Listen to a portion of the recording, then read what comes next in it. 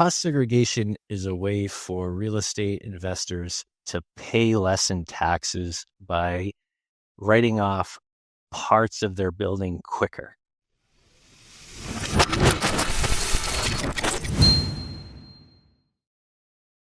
Welcome, everybody. This is Buck Jarvie with the Wealth Formula Podcast coming to you from Montecito, California. Before we begin, as I always do, want to shift your attention to this website called wealthformula.com.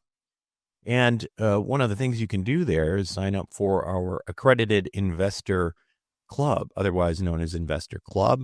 It's free to sign up. You get onboarded, and that will provide you some potential deal flow that is not otherwise available to the general public. And all you need to do is go click on that link and get onboarded by yours truly. Great time to think about doing that. We have some, potential tax mitigating strategies coming along the way. One of them, of course, you may know is real estate. And if you've been following me for any length of time, you already know that I continue to believe that real estate is the single greatest wealth building tool available to everyday investors like you and me. Although I will admit that Bitcoin is making a strong case to be in that conversation. So once in a while, it is worth stepping back and asking, why we always talk about real estate? Why has real estate created more millionaires than any other asset class on earth historically? And why do these ultra wealthy keep buying it decade after decade? Well, it comes down to a unique stack of advantages that you simply can't replicate anywhere else. Okay. And the first one is leverage. Now, real estate is one of the few investments where banks are eager to give you money to buy an appreciating asset. So you put down a fraction of the purchase price and control 100% of the property and 100% of the upside. In other words, basically, whatever you make on that property on top of what you owe the bank, you get to keep. But as you also know, leverage can be a double-edged sword in down markets. But the thing is, it's important to remember that this continues to be the most powerful tool in the arsenal of the rich. Leverage is critical. I mean, I know, again, it is a double-edged sword, but I maintain that it is virtually impossible to become sort of next level rich. In other words, to change your place in the socioeconomic hierarchy of the world, it's almost impossible to do it without leverage, unless you are all of a sudden got a big contract in the NFL or if you're like, Taylor Swift or something like that. Now, the second thing that we think about there is that other people's money helps you as well. Now, that is a different kind of leverage that I'm talking about here. Whereas in basically what you're using is tenants. They are the other people, and they are paying your rent that covers your mortgage and builds your equity. So essentially, you're using people who need to live somewhere or rent from you for their business or whatever, and they're ultimately buying the property for you. Then there's appreciation. Now, of course, there's two types of appreciation. There's just natural appreciation, and there's forced appreciation, right? Over time, when we talk about natural appreciation, rents and property values generally trend upward. You can see that. All you have to do is look at a trend line of real estate costs over time. All you have to do is look at the house that you grew up in and go to Zillow and see how much it's worth now. But here's the thing. Appreciation when it comes to, properties the way they should be bought in terms of a real estate investor are not just about natural appreciation. They're also about forced appreciation. Now, what is forced appreciation? Well, if you raise rents, you cut costs, improve operations, then you are going to improve net operating income. Now, you may or may not know this if you're new to real estate, but on properties that are typically over 4 units, you don't look at it and just decide how much you're going to pay for it like you do a house, right? I mean, with a house that you're buying, It's just like, okay, well, how much is this property worth? Well, how much do I like it? How much do the properties nearby cost? That's not the way you value typical commercial properties. You value it by how much money it's making. And therefore, by simply increasing the rents, decreasing costs, improving operations, you can force appreciation, force equity. And that's basically how sophisticated investors manufacture wealth on demand. Of course, there is no talking about real estate without talking about tax advantages, which is really the secret weapon. It's sort of, in some ways, it's the addictive feature of real estate.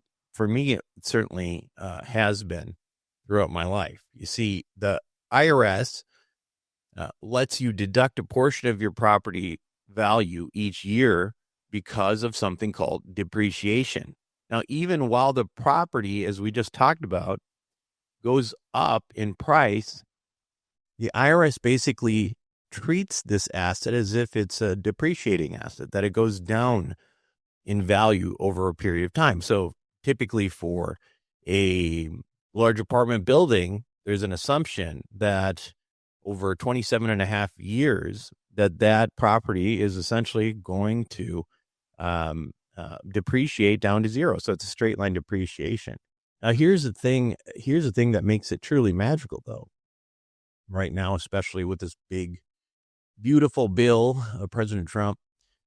Cost segregation analysis combined with 100% bonus depreciation basically lets you front load those tax deductions. And essentially, in many cases, what it does is allows you to write off a massive portion of your investment in the first year. So let's just look at an example of that. So let's say you buy a property that's $1 million. And again, using leverage, you just put down $300,000. You let the bank put in $700,000, right? Now, with a proper cost segregation study, which we're going to get into in today's episode, combined with bonus depreciation, you might actually get a tax loss of that very $300,000 that you put down to obtain the property in that same year. So essentially, that's a paper loss offsetting your taxable income, meaning money that would have gone to the IRS is now working to build your wealth instead. And just to reiterate, Congress has just reinstated the 100% bonus depreciation as part of this big, beautiful bill. Now, I know we talk about cost segregation analysis and bonus depreciation and stuff like that all the time. I was thinking to myself, this is probably something that a lot of people don't really know what exactly that is. So that's what we're going to talk about this week on Wealth Formula Podcast. I'm going to sit down with Gian Pazia, who's the chairman and chief strategy officer at KBKG, to pull back the curtain on what exactly cost segregation analyses are and how bonus depreciation plays into all of this.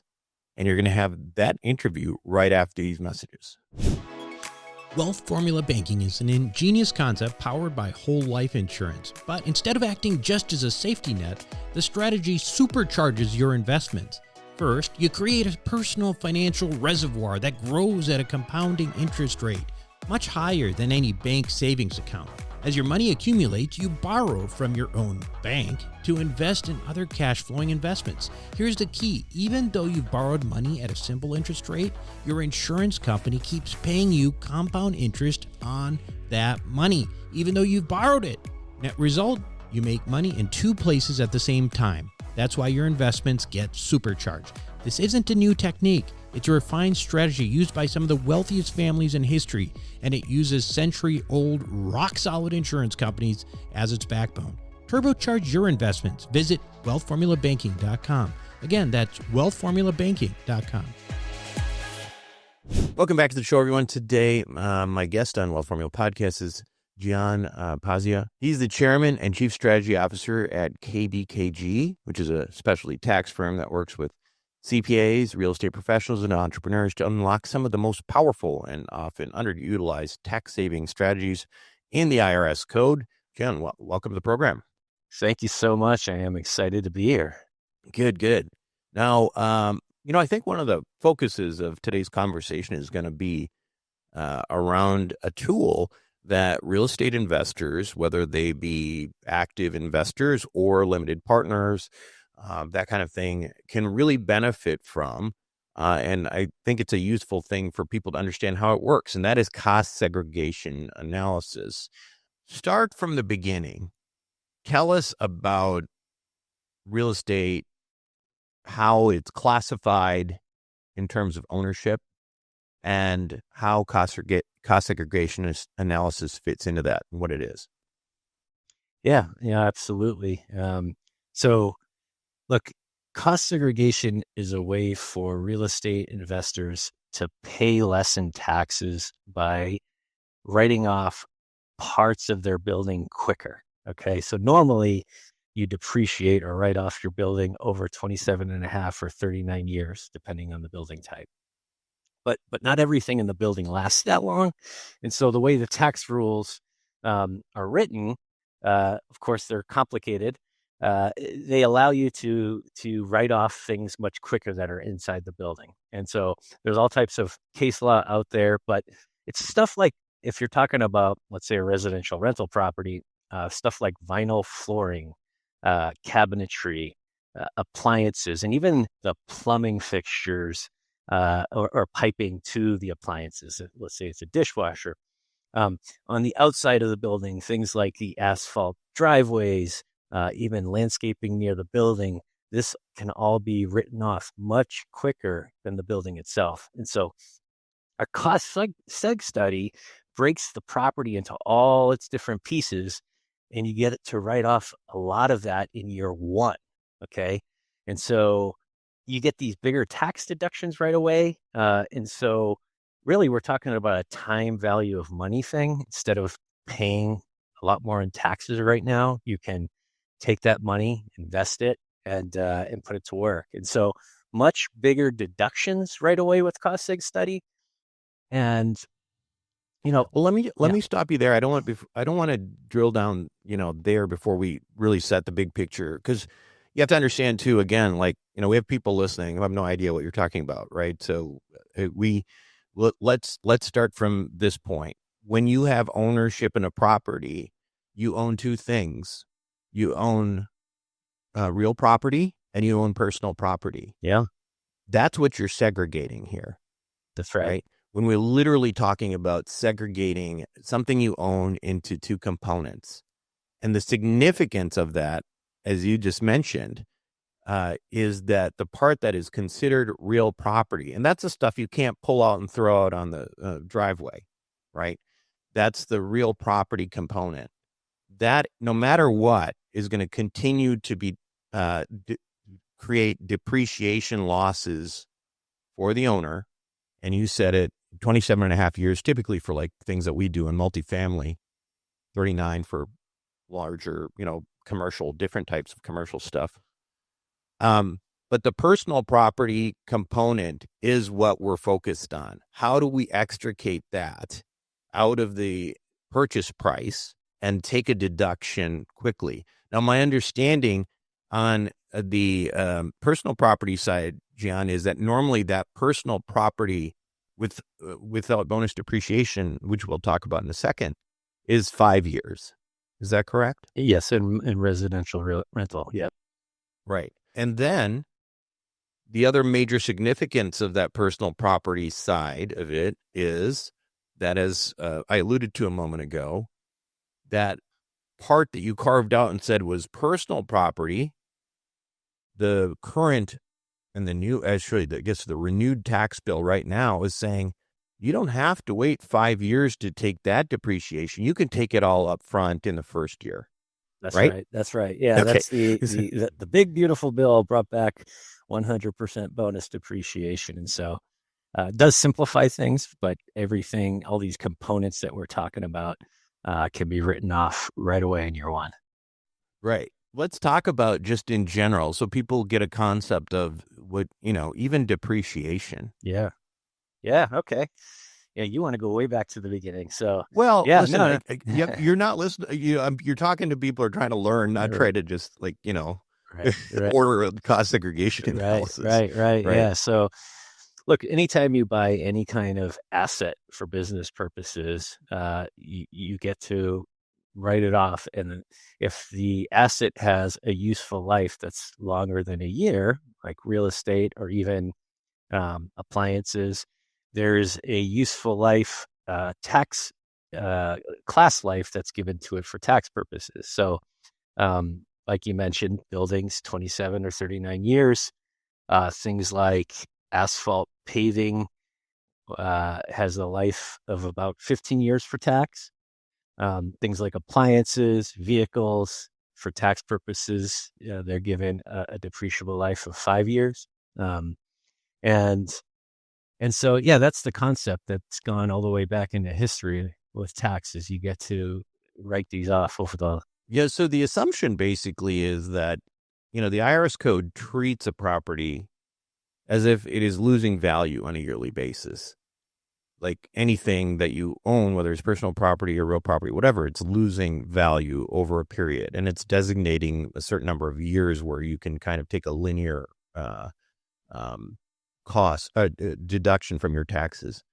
But I think one of the things that it's really interesting about with real estate is that it's magical, because the reality is most of us experience the property value actually goes way up, right? So now let's talk about how, from your tax perspective, you're taking losses, you're taking these sort of invisible magical losses called depreciation. What happens to your cost basis? And then what happens when you sell a property? Sure. So if you buy a property, let's just use round numbers here, $1 million. Step one is actually separating the improvements from the land. And so in my example, let's say $300,000 is the land, and land you don't get to write off. Okay. So whatever's left there for the improvements, at 700,000 is what the IRS allows you to depreciate right off. And so what exactly did you want me to get into here now? Well, just in terms of, if you want to walk through like what cost basis looks like. Sure. And, recapture and Right. the implications of all that. Right. Right. Yeah. So in my example here, you have a $700,000 cost basis that's depreciable. And when we're talking about cost segregation studies, finding all those components that can be written off in year one, if let's say 20% of that meets that criteria, that's about $140,000 of cost that could be written off. So now your remaining cost basis is going to be 700,000 less 140. So what is that? 560. And so you write off the 140 right away.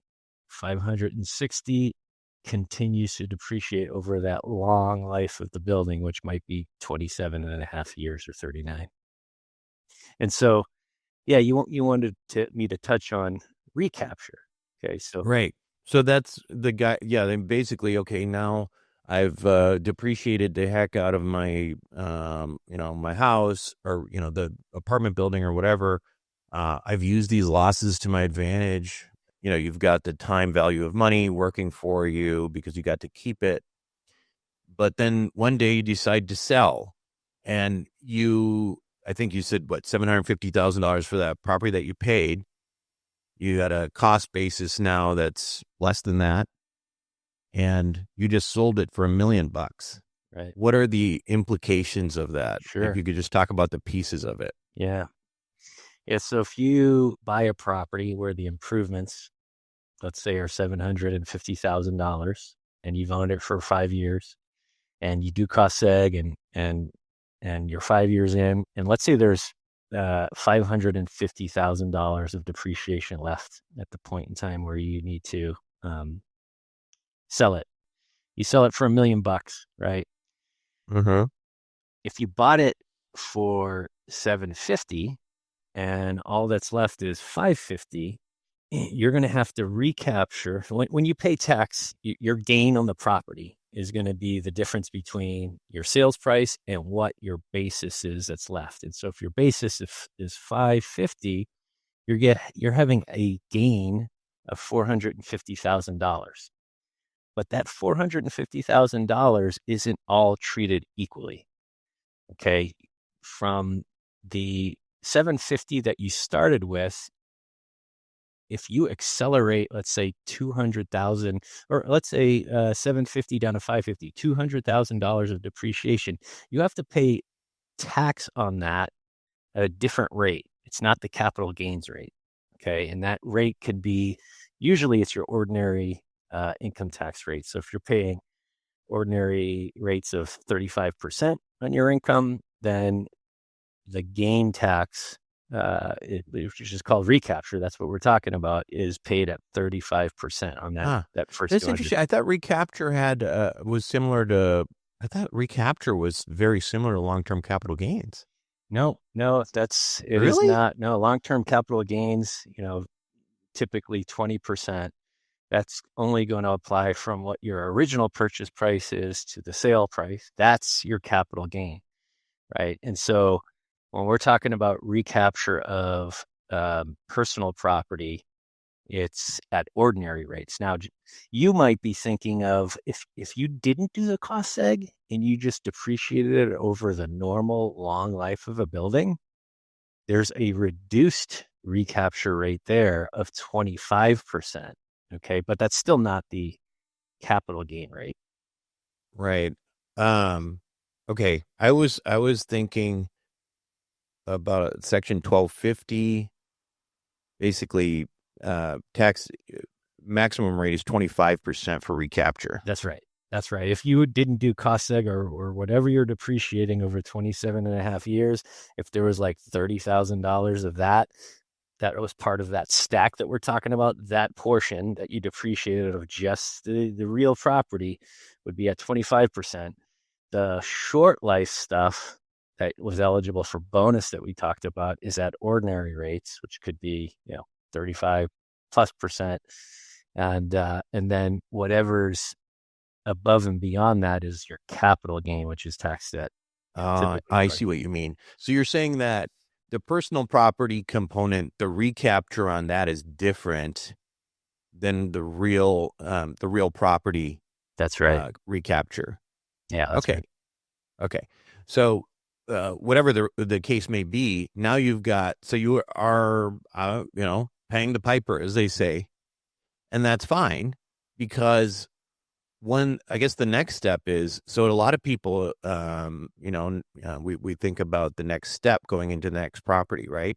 So there are investors who will do a 1031 exchange, right?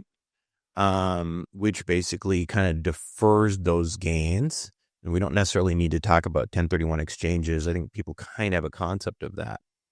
But my understanding is that in many cases, if you have this 100% bonus depreciation in place, it really doesn't make any sense to do a 1031 exchange, as long as you're basically rolling all of the money that came out of the property that you sell back into another property and maximize your depreciation for that year with a cost segregation analysis and bonus depreciation.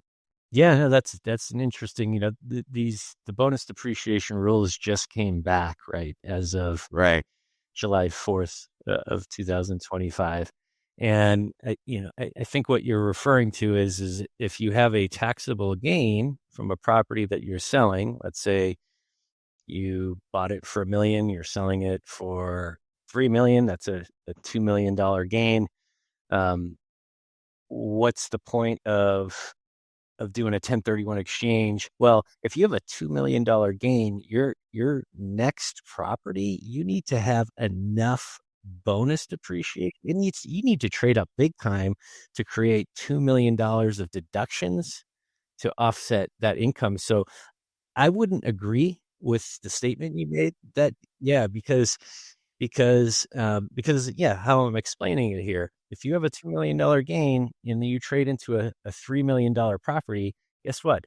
You pay zero tax in that situation, Okay. right? But if you trade, I'll challenge you on this one because I've done this before. yeah. Now I know there's nuances to it, and I'm trying to Yeah. simplify it, but if you trade and do a Well, 1031 exchange, okay. yeah, Let's use round numbers. Okay. And we'll try to think on the go here. It's not going to be easy. yeah, Okay. Let's use $1 million property. yeah, Okay. $1 million property. And in my experience, and I don't know what you guys are seeing, but often when I do multifamily or even on single family homes, I'm getting personal property is about 30% and real property at about 70%. Okay. So that's the assumption I'm going to use because that's what I've seen. And I don't know if that's different from what you guys do, but I'm going to go with that. So let's just say now you've got, so you took the bonus depreciation on that $1 million property in the first year, and maybe you put down 30% on that property, which is great because from my calculations, you got a K1 showing a loss of, $300,000, and basically, let the government pay for your investment, right? So now you've got a basis of $700,000. Okay. yep, Now, with the $700,000 basis, and I'm just going to keep it there because it's negligible if you look at just say 5 years later in terms of the basis. sure. Now we go up to a $2 million property when we sell, or say we sell for $2 million. So my total, what I get out of that when I sell is I get $1 million of, profit, but really I'm going to start from $700,000 here because I'm my basis is $700,000. Yep, right. So my recapture is $300,000. That's right. Right. Mm-hmm. Then I've got $1 million of capital gain. So that's 1.3 million. That's right. Okay. Now the actual basis that I have or not the basis, but the actual cash I put in the property, I'm getting back. That's not taxed. Right. The cash that's coming out. If I put in 30%, that's 300,000. So now we're talking about 300,000.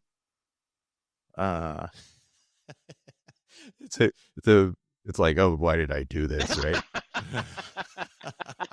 But no, look, I think what you also need to recognize is if you sold the property and you're not going to do a 1031 exchange, you're right. You have $1.3 million of gain. That's taxable income right there. That part is taxable. It is taxable. You're right. But what I'm getting at is now, so 1.3 million, but then you actually got your $300,000 of cash back as well, right? Yeah. That's not taxable. So now you've got $1.6 million to work with. Right. Okay. Now, why don't you give me an estimated tax rate all in for that $1.3 million of gain? All in, call it 30%. Okay, 30%. So 30% of 1.3 million is what? It is 390,000. 390,000. So that's what your tax says. Now let's see what you save if you take that 1.6 million and again take 30% of that because you've got 100% bonus depreciation, right? So times 0.3, it's 480,000. That's what you saved the next year, or that's what you saved. Basically, you're kicking it down. So because you said 300 and what? 390. Yeah, I got 480. Yeah, you're not paying any taxes. Yeah. So in fact, you got another $100,000 to carry forward on something else. Yeah. So in that situation, like I said, you got 390,000 in tax, and you got to pay for that, right? So now you said you were going to buy a building that was 1.6 million. Well, all I did in that. Hold on. What's the new building? Yeah, because you gotta talk about that new building. Well, I want to max this out, right? I want to max this out. So I'm going to put all of it in with something that's a 70% loan to value. Yeah, I missed a step. Sorry. Yeah, so you might still win this. So hold on. Well, listen, if I make sure that 1.6 million I got out of that property represents 30% of the next property that I buy, then I wiped it out. That's right. Yeah, exactly. You have to make sure you're trading way up, right? Because you want Yeah. 30% to be 1.6 million. So Well, you, that's what you do in a 1031 yeah, exchange anyway. I mean, the 100%. goal in That's real right. estate is always to trade up. That's right. So as long as you take this money and optimize it and put it in the next property, you're not paying anything. That's I mean, right. you're not Yeah, paying any that's taxes. right. You just have to be Yeah. careful and have enough to buy a building that's big enough to yield 1.6 million or Right. whatever that. Or multiple properties. That's right. Okay. I don't mean to be a pain in your butt. I'm just trying to show uh I've the reason I stuck to my guns on this is, like, even though I didn't have the math ready, it worked for me in the last round of Trump taxes when it was 100% bonus depreciation. I went through this multiple times with CPAs. It made 0 cents to do a 1031 Right. as long as I traded up. That's right. Trade up big time. Right. If you're trading even, you got to do the 1031 to avoid the taxes. Okay. All right. So now let's talk about this because you may or may not know, I think I mentioned this, Jeff Line, a lot of our investors are actually not active real estate owners, but they do participate as limited partners in, larger apartment complexes and such that they see through, maybe their networks or through our investor club or whatever. Talk about the implications for passive investors. Yeah. So, look, I think it was around 1986 where they changed the tax rules, where people that were, let's say, earning W-2 wages or had businesses, let's say you were a doctor making $1 million, there was a point in time where you could go buy a piece of property, create these paper depreciation losses, and use those deductions against your other business income. And Yeah. and So those were the days when multifamily properties were an absolute trashed because there were a bunch of doctors like me. I'm a doctor. Okay. And but this was back in the 80s. I was, a little kid, but they were just buying stuff just so they could offset it from the big income. Right. But what happened? Yes. Reagan, who happens to be my favorite president, did something very bad. Right. Yeah. So they reformed the tax code and they basically said you are no longer allowed to do that, to go just buy a piece of property, use depreciation deduction losses against other income. So, today, if you're in that situation, you're considered a passive investor and you have to keep the losses from your real estate separate from losses and income from your normal business. And so they also created these rules that say, okay, you could be considered a real estate professional. You have to meet this criteria, which is essentially 750 hours of time, pretty much managing properties and being in the real estate business. And it has to be, you can't spend more than half of your time doing something else. And so if you're spending 1,000 hours doing your medical practice and you're only getting to 700 or 800 hours as a real estate professional, you still don't qualify because it has to be more than half of what you do. So basically, you've got this. They distinguish between active income and passive income, and they're saying that you can't take your passive losses and offset your active income. Yeah, exactly. That's right. Right. So, but the real estate professional designation allows you to take it, and as you mentioned, 750 hours basically, and you've got to have no other full-time job. So that precludes most doctors from doing this anymore because they're going to be working more than half their time as doctors. And then it becomes a real, some people have tried to do it, but then you're going to get challenged. It's going to be a mess. However, one of the things that a lot of people in our group, John, have done in that scenario is say you have a doctor and then the doctor has a wife, and the wife, say, or a husband, I mean, I'm not trying to be sexist here, all right? But I'm just using examples. Say you have a doctor, a man who's a doctor who's making $1 million a year, and and then and he has a wife who was making 75 or 100 grand a year, and she really likes real estate and would rather leave her job and focus on real estate. In that situation, when they're filing jointly, and she is considered a real estate professional, that can offset against his income Absolutely. up to a limit. And I think it's something like $600 something thousand right now. Yeah, that's right. Yeah, you're absolutely right.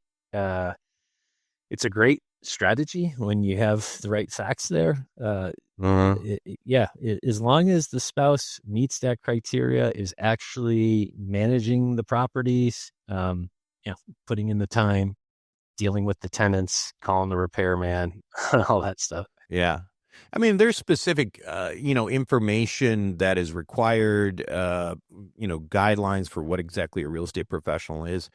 And it doesn't mean that you're cleaning toilets, right? That's right. But you can be managing assets, which is very different from necessarily doing like landlord work, Sure. right? That people think. So, okay. So we established sort of the active and the passive income restrictions. Now, by definition, when somebody is a limited partner in a syndication, they're investing in a deal that they're going to be passive in, those individuals are passive investors, and that is passive income, right? So as we'll skip how you get there, but basically in these situations, people might still get a K1 with all those depreciation losses. Presumably they will, as long as the general partner decides to do a cost segregation and takes bonus depreciation. What can they do with those? If they're just passive investors, there's not much they can do with it against their active income, right? Not against their active income, but they can use those passive losses against other passive income. So if they're invested in other properties that maybe ran out of depreciation, so if they've done cost segs in the past, those properties running out of depreciation, they now invest in a new property. So now their other 5 properties are starting to spit off taxable income. Yeah, there is a benefit to them in that case because they are producing passive income. I presume you've worked with syndicators, sponsors. Are there ways that deals can be structured for more favorably for passive investors from a tax perspective, like maybe through preferred equity, reps carve-outs, or other planning? Not that I've seen. No, I mean, No? have you seen that? Not really, but Yeah. that's why I asked. You're asking. When are things changed? The OBB bill. Yeah. There's, while we're talking about passive investors and, doctors and so on, there is another strategy that is interesting. And that's, I don't know if you've heard it. It's called the short-term rental loophole. Yeah. Okay. I tell this, that thanks for bringing it up, but I bring this up to a lot of people in this group because I've had young doctors reach out to me as, like the old guy who's been around for a bit and say, here's my situation. I have no reserves because I just got out of training and I'm 32, but all of a sudden I'm making, $500,000 or making $1,750,000 or whatever. Is there anything I can do with this active income? And the first thing I always tell them about is this rule. So why don't you explain it? What we're talking about and what that loophole is. And it's, when we say loophole, just to be clear, this is not like, we're not breaking the law here. This is a real legitimate, and a very good tax strategy. You want to talk about that? Yeah, sure. So, normally long-term residential rental property is depreciated over 27 and a half years. Well, in the tax code, they distinguish between long-term rental property and short-term residential rental property. And so if it's a short-term, and by the way, that definition is if the average stay is 7 days or less, or actually it's 30 days or less. I'm sorry, 30 days or less. That it's classified differently. And instead of a 27-year life, it's actually 39-year life. So, and the reason is they look at it the same as a hotel. So, the big Marriott hotels, they depreciate those over 39 years because they're all short-term rental properties. And so that applies to these single family or duplex Airbnb type properties. And so I don't know if the IRS kind of ever, or whoever created these rules ever kind of foresaw this, but because they fall into that different category, which is like hotels, okay, they are not subject to the same rules that passive real estate investors are subject to. So to be a real estate professional, I said you got to have 750 hours. That's the test to be considered a real estate professional. To be considered to materially participate in the business activity of leasing short-term rental properties falls under a different set of rules. And it's much easier to get over that hurdle. It's actually only 100 hours of required time. So now you're a doctor. And it doesn't have to be your primary vocation like it with real estate. That's right. With the reps rule. That's right. That's right. And so much easier bar to cross. And so now you got short-term rental properties. Yeah, you're stuck with a 39-year life, but you can still create these paper losses using cost segregation studies. And now it's considered active income and active losses, and you could use it against your non-passive income. So if you're a doctor making $1 million, you can start using these deductions from yeah, it's actually huge. I actually spoke to a surgeon just last week who used this, young surgeon. And here's the thing I thought was interesting about that conversation is so he heard of me talking about this on the show, and he actually liked the idea, and he took it to his CPA, and the CPA said, "Yep, that works." And apparently the CPA is really conservative, and so normally doesn't say, "Yeah, that works," because there's a lot of stuff they'll just say no to. But I guess the next question I asked him is, well, why didn't he tell you about it then? Right? That's right. Because it saved him a ton of money. Yeah. It's a huge thing. It is. If you asked most CPAs 5+ years ago, most would probably say that doesn't sound right. But because it has become now more widely talked about and publicized, I think more are starting to realize that it actually, meets the rules in the tax code.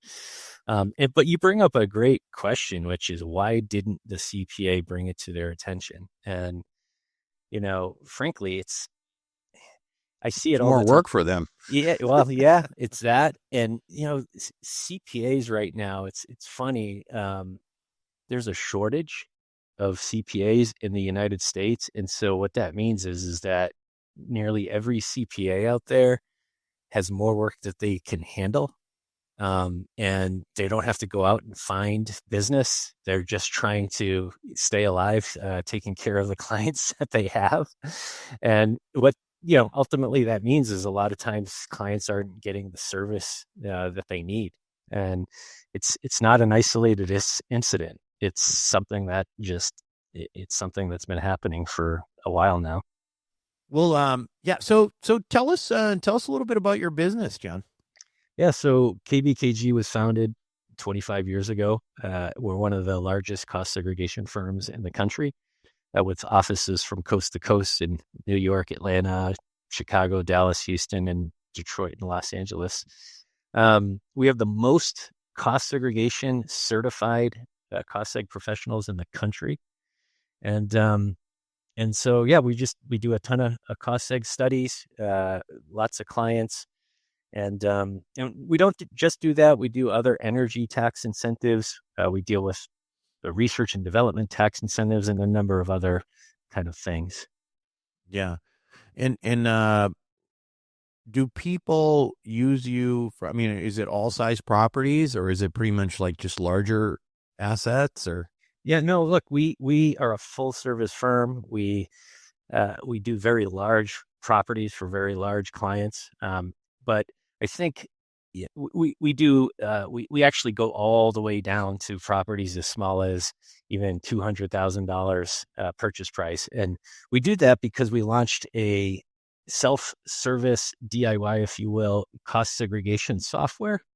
It's online. Yeah, we launched it in 2016, and so we did this because back then at the time, it just didn't make sense for people buying smaller properties to do cost seg, right? Because normally when we do these studies, we're having to send an engineer out to the site, measure everything, document everything. And, it's costing $5,000 to $10,000 depending on the size of Yeah. property type.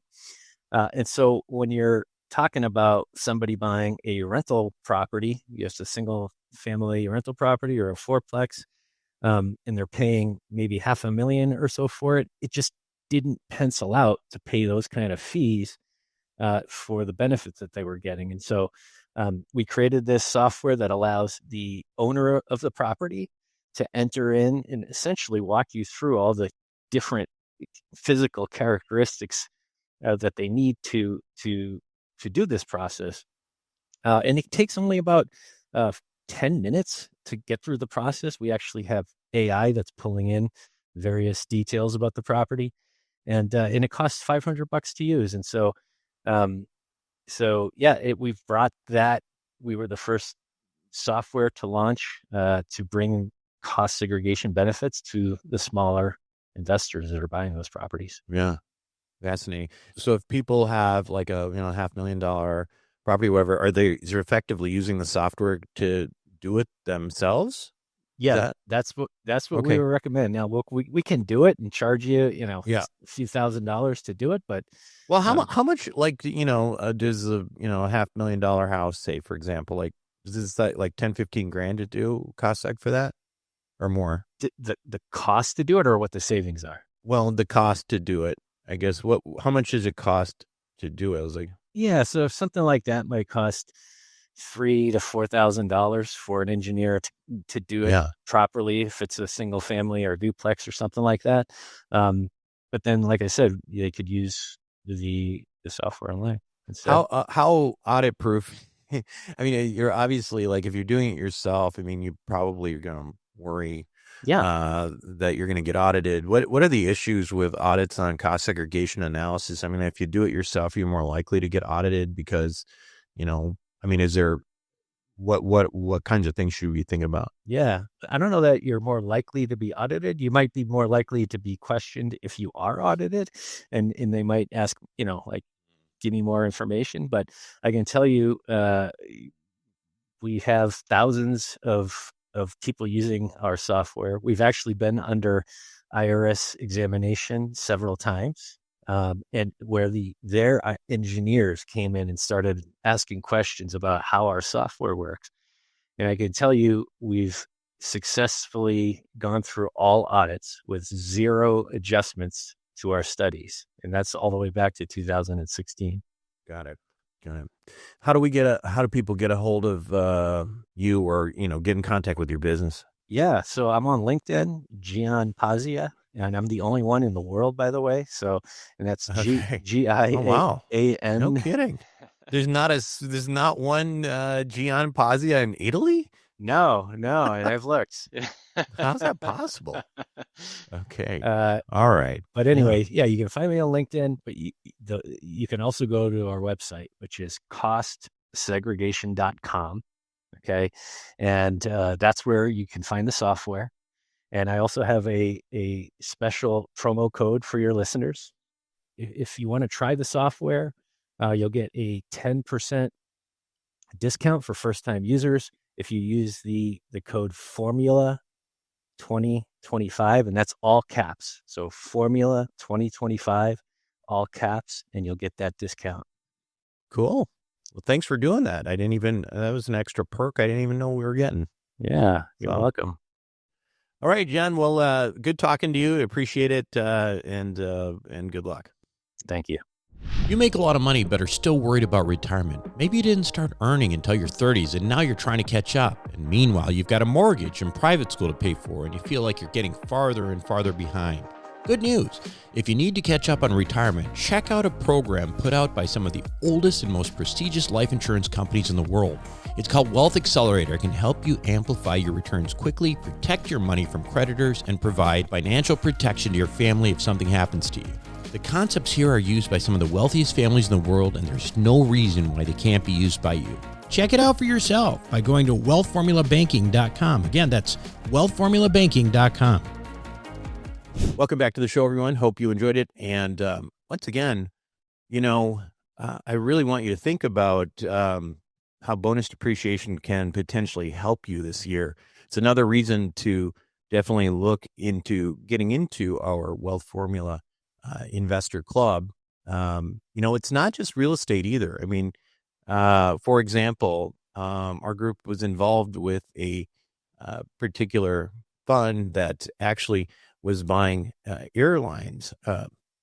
buying aircraft. In other words, commercial jets and engines, for example. And those are rented by triple net leases to companies like Delta Airlines and so on. And you can get extraordinary amounts of depreciation on that because in those cases, you're not segregating real property from personal property. In those cases, it's all personal property. So in other words, if you bought a jet for, I don't know, let's say a jet engine for $1 million or whatever, you're not just depreciating, some portion of that. You're depreciating the entire $1 million. And if you think about it, if you add leverage to that, essentially what you're doing is getting depreciation on a multiple of the price of that particular asset. So, for example, if you bought an engine or some engines for $1 million and you had 50% loan to value on that, well, the next thing you know, you're going to have a K1 of not, 100% of how much you put in, but actually 200%, right? Because you only put down 50% of the value, but you got depreciation on the whole thing. It's extraordinarily powerful. And those of you who were in that fund saw that essentially equated to getting a K1 that was 300% negative compared to what you actually put in. So if you put in $100,000 into that fund, you would have gotten a K1 back for a loss showing $300,000. Of course, that applies again to passive income, but it's extraordinarily powerful. And I want you to think about this as the year is sort of shifting into tax planning season. Anyway, that is it for me this week on Wealth Formula Podcast. This is Buck Joffrey signing off.